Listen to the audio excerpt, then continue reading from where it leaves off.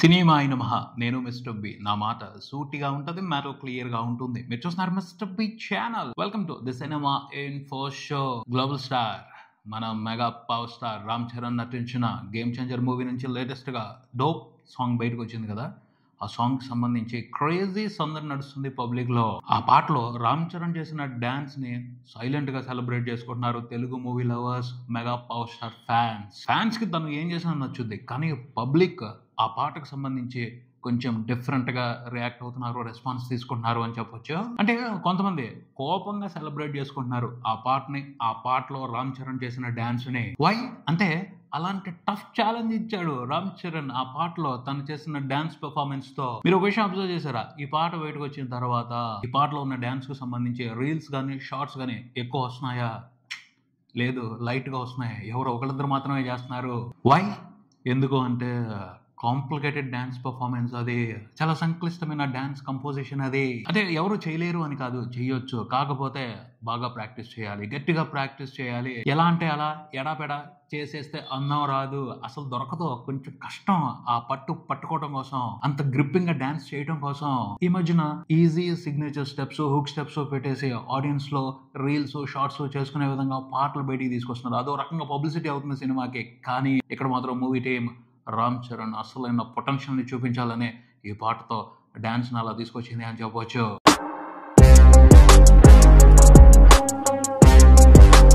ఏ మాట కామాటే అసలు ఏమన్నా గ్రేసా, అది ఏమన్నా ఈజా, అది అదరగొట్టు వదిలిపెట్టేశాడు అంతే మెగా పవర్ స్టార్. డాన్స్ చూస్తే రామ్ చరణ్ చేసిన విధానం చూస్తే చాలా శ్రద్ధగా, చాలా పద్ధతిగా ఉంది. అంత వైనంగా ఉంది ఆ డాన్స్, ముచ్చటేసిపోతుంది. ఎన్నిసార్లు చూసినా సరే ఆ క్రేజ్ అలా పెరిగిపోతుంది అంతే. ఆ పాటకు సంబంధించి, అతని డాన్స్ కు సంబంధించి ఏమన్నా మ్యాజిక్ చేశాడా? మ్యాజిక్ చూస్తుంటే ఒకటే అనిపిస్తుంది, మామూలు డాన్సర్ కాదు ఇతను, డాన్సింగ్ డాన్ అని అనిపిస్తుంది. ఎస్, డాన్స్ మీద అంత కమాండ్ తో పర్ఫామ్ చేసే వాళ్ళని డాన్ అని అనాలి, తిరుగులేని డాన్ అని అనాలి. Terrific perfection. అసలు ఎంత కమాండబుల్ గా, ఎంత బ్యూటిఫుల్ గా పర్ఫామ్ చేస్తున్నాడు. తమన్ ఈ పాటని డిఫరెంట్ గా కంపోజ్ చేశాడు. ఒక రకంగా ఇది ఎక్స్పెరిమెంట్ అని చెప్పొచ్చు. చాలా రకాలైన మ్యూజిక్స్ కలిపి ఒక ఫ్యూజన్ తయారు చేశాడు, బ్యూటిఫుల్ ఫ్యూజన్ తయారు చేశాడు. కంపోజిషన్ లో కూడా, డాన్స్ కంపోజిషన్ లో కూడా అదే మాదిరి ఫ్యూజన్ ఉంది, డిఫరెంట్ ఎక్స్పెరిమెంట్ ఉంది. జానీ మాస్టర్ చాలా బాగా కంపోజ్ చేశారు. అంటే బాగా బ్రెయిన్ స్ట్రామ్ చేసి ఈ పాటకి ఆయన డాన్స్ కంపోజ్ చేశారు అని చెప్పొచ్చు. కొన్ని డాన్స్ ఫామ్స్ ని మిక్స్ చేశారు అతను. బ్రేక్ డాన్స్ తీసుకున్నారు. మెగాస్టార్ ఒకప్పుడు ఎరక్కొట్టు వదిలిపెట్టేవాళ్ళు బ్రేక్ డాన్స్ అంటే. ఆ బ్రేక్ డాన్స్ కి రోబోట్ డాన్స్ ని మిక్స్ చేశారు. అక్కడ వరకు ఆగలేదు, మన తెలుగు కమర్షియల్ డాన్స్ మూమెంట్స్ ఉంటాయి, వాటిని కూడా ఇన్వాల్వ్ చేశారు. అలాగా డాన్స్ కంపోజిషన్ లో కూడా సూపర్ ఫ్యూజన్ నడిచింది.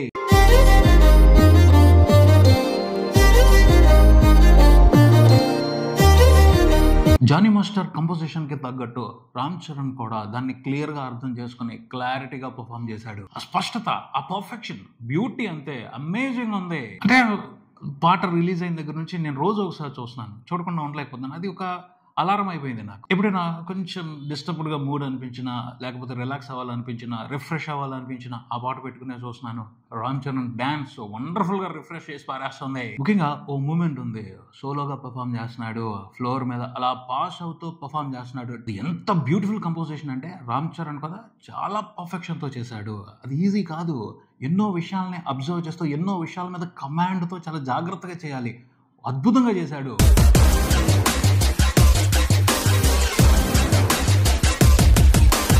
ఖచ్చితంగా గట్టి ప్రాక్టీస్ లేకపోతే ఆ మూమెంట్ చేయడం కష్టం. చాలా రోజులు ప్రాక్టీస్ చేసే ఆ మూమెంట్ ని ఫైనల్ గా షార్ట్ కి ఇచ్చుంటారు రామ్ చరణ్ అని అనిపిస్తా ఉంది. అదరగొట్టేశాడు అసలు. తన ఈజు, తన గ్రేస్, అటెన్షన్ అలా గ్రాప్ చేసి పారేస్తున్నాడు.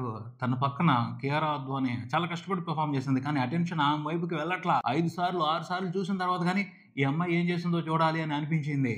అప్పటి వరకు కంప్లీట్ చూస్తున్న ప్రతిసారి రామ్ చరణ్ మీద నుంచి లుక్ కదిలితే ఒట్టు, అది మ్యాజికల్ డాన్స్ పర్ఫార్మెన్స్. అది real talent, the original talent.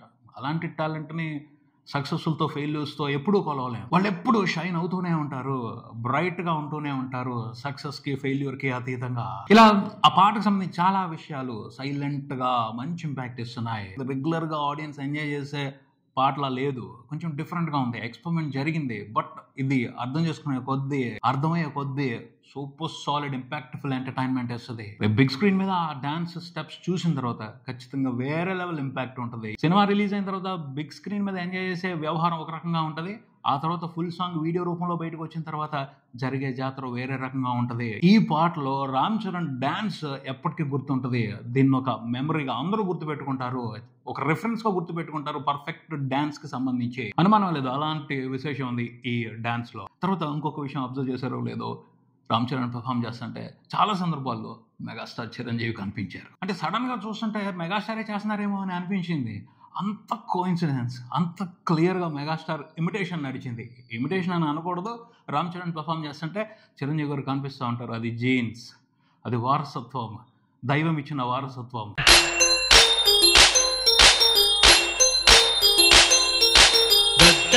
అలా ఈ పాటకు సంబంధించి చాలా విశేషాలు ఉన్నాయి. ఆ విశేషాలని అబ్జర్వ్ చేస్తూ అర్థం చేసుకుంటుంటే ఎంటర్టైన్మెంట్ అసలు అదిరిపోతుంది, మామూలుగా లేదు. ఇంకా కొన్ని మూమెంట్స్ ని దాపెట్టారు, కొన్ని సిగ్నేచర్ స్టెప్లు, హుక్ స్టెప్లు పడాలి జానీ మాస్టర్, వాటిని ఎలా కంపోజ్ చేశారు అన్న క్యూరియాసిటీ అలా మిగిలింది. సినిమా రిలీజ్ అయిన తర్వాత ఫస్ట్ షో చూస్తున్నప్పుడు ఈ పాట కోసం అయితే నేను ఆసక్తిగా ఎదురు చూస్తాను. ఆ మూమెంట్స్ అన్నిటిని తనివి తీరా ఎంజాయ్ చేయాలి. మీకేమనిపిస్తుంది ఈ పాటకు సంబంధించి? మీకేమైనా ఇంకా ఒపీనియన్స్ ఉన్నాయా, లేకపోతే మీకు ఇంకేమైనా ప్రత్యేకమైన విశేషాలు కనిపిస్తున్నాయా ఆ పాటలో రామ్ చరణ్ డాన్స్ కు సంబంధించి?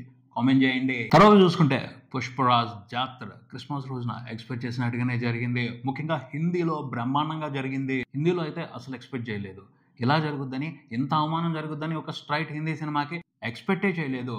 కానీ హిందీ మాస్ మూవీ లవర్స్ మాత్రం చాలా స్పష్టంగా హిందీ ఫిల్మ్ మేకర్స్ కి వాళ్ళ రిజెక్షన్ ని తెలియజేస్తున్నారు, వాళ్ళ నిరసనని తెలియజేస్తున్నారు. హిందీ స్టార్ హీరోల సినిమాని వాళ్ళు ఎంత కష్టపడి భారీ యాక్షన్ సినిమాలు తీసుకొచ్చినా సరే ఇంట్రెస్ట్ గా చూడట్లేదు. ఎందుకని? వాళ్ళ మీద నమ్మకం కోల్పోయారు.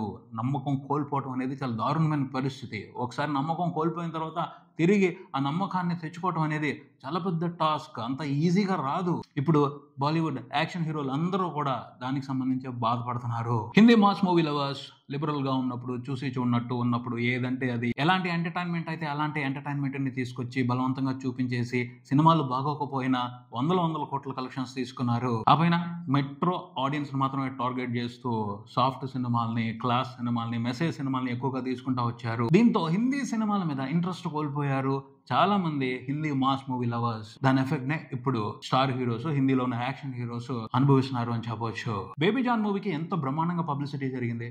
ఖచ్చితంగా ఇంట్రెస్టింగ్ ఓపెనింగ్స్ వస్తాయని అనుకోవడం జరిగింది. కానీ పుష్ప 2 మూవీకి 21వ రోజున వచ్చిన నెంబర్ కూడా ఫస్ట్ రోజున బేబీ జాన్ మూవీకి రిపోర్ట్ అవ్వలేదు. దారుణం అసలు ఇది. బాలీవుడ్ షాక్ అయింది, బాలీవుడ్ ట్రేడ్ షాక్ అయింది, కానీ ఎగ్జిబిటర్స్ మాత్రం షాక్ అవ్వలేదు. ఇది జరుగుద్దని వాళ్ళు ఊహించారు. అందుకని చాలా నెంబర్ ఆఫ్ థియేటర్స్ చేతుల్లోనే పెట్టుకున్నారు. మాస్ సెంటర్స్ లో కూడా బేబీ జాన్ కి ఎక్కువ థియేటర్స్ లేవు, పుష్ప 2 మూవీకి ఎక్కువ థియేటర్స్ ఉన్నాయి. క్రిస్మస్ హాలిడే అడ్వాంటేజ్ కూడా పుష్ప 2 మూవీ హిందీ సర్కిల్స్ లో బ్రహ్మాండంగా ఉపయోగించుకుంది, బ్రహ్మాండంగా క్యాష్ చేసుకుంది. కంప్లీట్ సౌత్ మాస్ సరుకు పెట్టి బేబీ జాన్ మూవీని తీశారు. తేరీకి రీమేకే కదా. సౌత్ సినిమాల్లో ఏ రకమైన మాస్ మసాలా ఎంటర్టైన్మెంట్ ఉంటుందో దాన్నే ఫాలో అయ్యారు, క్లియర్ గా ఫాలో అయ్యారు. కొంచెం ఎక్కువ డోస్ లోనే ఇచ్చారు, అయినప్పటికీ లైట్ తీసుకున్నారు, సరిగ్గా రిసీవ్ చేసుకోలేదు హిందీ ఆడియన్స్ బేబీ జాన్ మూవీని. బేబీ జాన్ మూవీకి క్రిస్మస్ హాలిడే ఉంది, హాలిడే ఆ రోజు అయినా కూడా ఫస్ట్ రోజున రిపోర్ట్ అయిన నెట్ ఎంతో తెలుసా? అరౌండ్ 12 కోట్లు మాత్రమే. పుష్ప 2 మూవీకి క్రిస్మస్ హాలిడే 21వ రోజు, ఆ సినిమాకి రిపోర్ట్ అయిన నెట్ ఎంతో తెలుసా? అరౌండ్ 15 కోట్లు. మామూలు అవమానం కాదు. అరే 21వ రోజున వచ్చిన నెంబర్ని ఓ స్ట్రైట్ హిందీ సినిమా ఫస్ట్ రోజున రిపోర్ట్ చేయలేకపోవడం అనేది దారుణమైన అవమానమే కదా. పాపం హిందీ సినిమా, పాపం హిందీ యాక్షన్ హీరోలు, పాపం హిందీ మాస్ సినిమాలు. పుష్ప 2 మూవీ హిందీ వరకు 21వ రోజున అరౌండ్ 15 కోట్ల నెట్ చూసింది. టోటల్ 21 రోజుల హిందీ వరకు, ఇండియా వరకు కలెక్షన్స్ నెట్ చూసుకుంటే 745 కోట్లు దాటింది. వచ్చే వీకెండ్ ఉంది, బేబీ జాన్ ని పట్టించుకోవట్లేదు హిందీ ప్రేక్షకులు అని అర్థం అవుతుంది. సో రాబోయే వీకెండ్ లో కూడా పుష్ప 2 మంచి నెంబర్స్ రిపోర్ట్ చేస్తుంది. న్యూ ఇయర్ హాలిడే రోజున కూడా ఖచ్చితంగా మంచి నెంబర్స్ పడతాయి. 800 కోట్ల నెట్ అనేది కన్ఫామ్, అందులో అనుమానమే లేదు. పడుద్ది పోస్టర్ మీద 800 కోట్ల నెంబర్. మూవీ టీం అయితే ఉత్సాహంగానే ఉంది. 1700 కోట్ల నెంబర్ తో పోస్టర్ ని వేసి బయటకు వదిలేసింది. హిందీలోనే ఘనంగా కలెక్షన్స్ రావాలి, అవకాశం ఉంది. ఇంకొక 100 కోట్ల గ్రాస్ కావాలి. 100 కోట్ల గ్రాస్ వచ్చేస్తే Baahubali 2 total world wide collections record ని బ్రేక్ చేస్తాడు పుష్పరాజ్. హిందీ నుంచి అయితే సపోర్ట్ ఉండేట్టే కనపడుతుంది, ఎందుకంటే బేబీ జాన్ కూడా వాళ్ళు పక్కన పెట్టేశారు కదా. సో పుష్పనే మెయిన్ ఆప్షన్. ఇంకొక వారం 10 రోజుల పాటు పుష్పనే మెయిన్ ఆప్షన్ హిందీలో. సో ఈ అడ్వాంటేజ్ తో బాహుబలి 2 రికార్డుని బ్రేక్ చేసేస్తుంది పుష్ప 2 మూవీ అని అర్థం చేసుకోవచ్చు. 21వ రోజున 2 తెలుగు రాష్ట్రాల వరకు చూసుకుంటే సినిమా 2.5 కోట్ల వరకు షేర్ పెట్టింది. ఇంట్రెస్టింగ్ నెంబరే ఇది. టోటల్ 21 రోజుల కలెక్షన్ల షేర్ 2 తెలుగు రాష్ట్రాల వరకు చూసుకుంటే 213.5 కోట్లు దాటింది. ఇంకో 2 కోట్ల షేర్ వచ్చేస్తే ఎంచక్క సినిమా బ్రేక్ ఈవెన్ కంప్లీట్ చేసేసుకుని 2 తెలుగు రాష్ట్రాల వరకు కూడా హిట్ అనిపించేసుకుంటది. రాబోయే వీకెండ్ లో ఆ ఫార్మాలిటీ కంప్లీట్ అయిపోద్ది. 2 తెలుగు స్టేట్స్ లో కూడా హిట్ బొమ్మ. హిందీలో అయితే blockbuster, double blockbuster. Trackers కొంచెం వెనకబడి ఉన్నారు. సినిమా 1500 కోట్లు మాత్రమే దాటింది. 1600 కోట్ల వరకు వస్తుంది అని చెప్తున్నారు. మూవీ టీం ఏమో 1700 కోట్ల నెంబర్ వేసేసింది. ట్రాకర్స్ తో సంబంధం లేదు. మూవీ టీం మాత్రం ఖచ్చితంగా 1500 కోట్ల పోస్టర్ ని రెడీ చేసుకుని పెట్టుకుని ఉంటది. బాహుబలి రికార్డ్ ని బ్రేక్ చేసేసామని చెప్పుకుంటారు. అందులో అనుమానం లేదు. చూద్దాం మరి 1500 కోట్ల పోస్టర్ ఏ రోజున పడుద్దో. ఇది ఇక్కడికి మరో వీడియోతో మళ్ళీ కలుద్దాం. ఈ వీడియో మీకు నచ్చితే లైక్ చేయండి, మీ ఫ్రెండ్స్ తో షేర్ చేసుకోండి, మీ అభిప్రాయాన్ని కామెంట్ చేయండి, ఈ ఛానల్ ని సబ్స్క్రైబ్ చేయండి. నేను Mr B. Keep watching Mr B channel. Thank you.